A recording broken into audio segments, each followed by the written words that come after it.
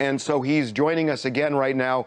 Congressman, welcome back to TMZ Live. Hey, good to be with you guys. Thanks. So how do you think this speech landed? Do you think that there are people maybe on Donald Trump's side whose eyes were opened, or do you think it's status quo? Yeah, I mean, I think from the Republican perspective, probably status quo. I mean, when you look at kind of hardcore believers, this just goes back to what they think is just partisanship. But here's where it's important. Obviously, Joe Biden rightly has been reticent to kind of, focus on other presidents. He wants to look forward, but he has a responsibility, particularly in something so egregious.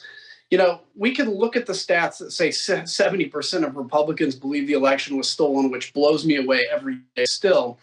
But the good stat is something like 60 or 70%, it should be 100, but of the American people know that the election was fair. And that is going to be the number that will be the bulwark against the rise of authoritarianism. Congressman, because you are on the committee looking into all of this, were you surprised at the tone of the speech, or were you expecting this? Because obviously you guys have been looking at all of the evidence, looking at the text messages and trying to see where all of this leads.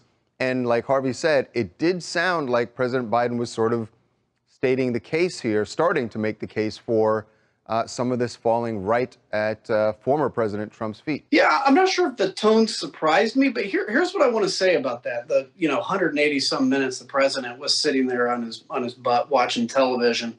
We know one of two things. The best case scenario, he was frozen with indecision. Okay, if you believe that, okay, fine.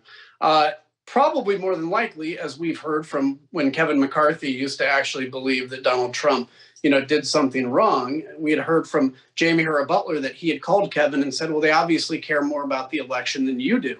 And I think the real question is, obviously, in my subjective mind, the president violated his oath by not defending the Article 1 branch of the government. As the executive branch, that's his responsibility. The question from a legal perspective, and this is what we really want to know on the committee, we don't have the answer today. What did the president know prior? Was he just as surprised as, most people were? By the way, I predicted violence a week before. Or did he know this was going to happen? Well, the Donald Trump supporters have really started this full court press to install secretaries of state in critical states where the election may not matter because they'll certify what they want to certify. In other words, Donald Trump will win 2024 if they have their way. If that happens, Congressman, if it happens, because this is a possibility now, if it happens that the Democratic nominee should have won based on the Electoral College, but it is rigged so that because of what happens with the legislatures, state legislatures and secretaries of state, that the loser ends up being installed. Can this country survive? Can democracy survive if that happens? No, I don't think so. And what you mentioned is, I think, the most under kind of reported concern that's very real, which is the one thing you saw leading up to January 6th in these memos and stuff. It wasn't an outright, hey, let's just ignore the law. It was, what are the technicalities of the law that we can use? For instance, is it possible for a state legislature to simply send its own version of electors regardless of how the people vote? That's why I think reforming the Electoral Count Act, more than anything, there's all this discussion of all these things out there.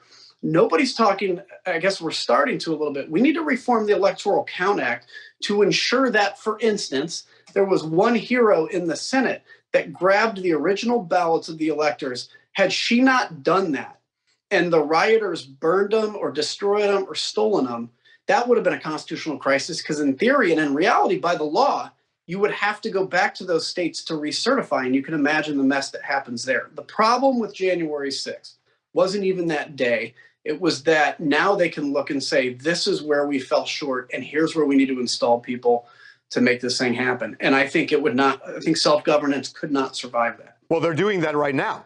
I mean, they are trying to figure that out on how they could have pushed it over the goal line. I mean, they're doing this with secretaries of state.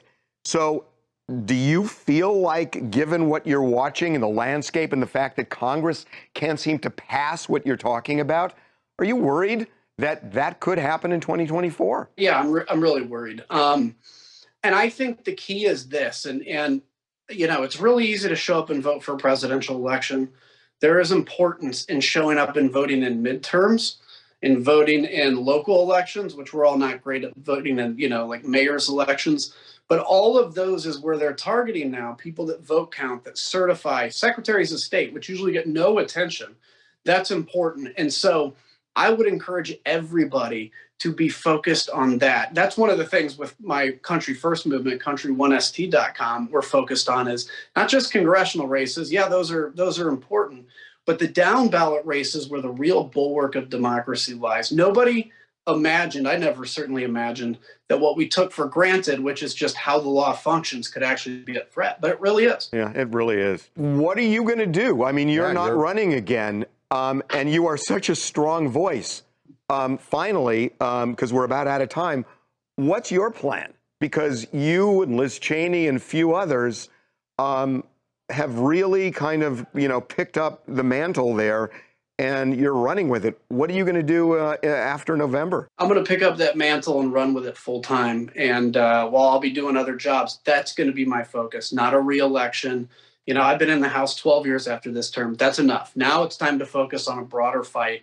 And that's what I'm doing through Country First. And so expect to hear more from me. I'm not going to go anywhere. Well, you've got an open invitation here. Great. Appreciate that.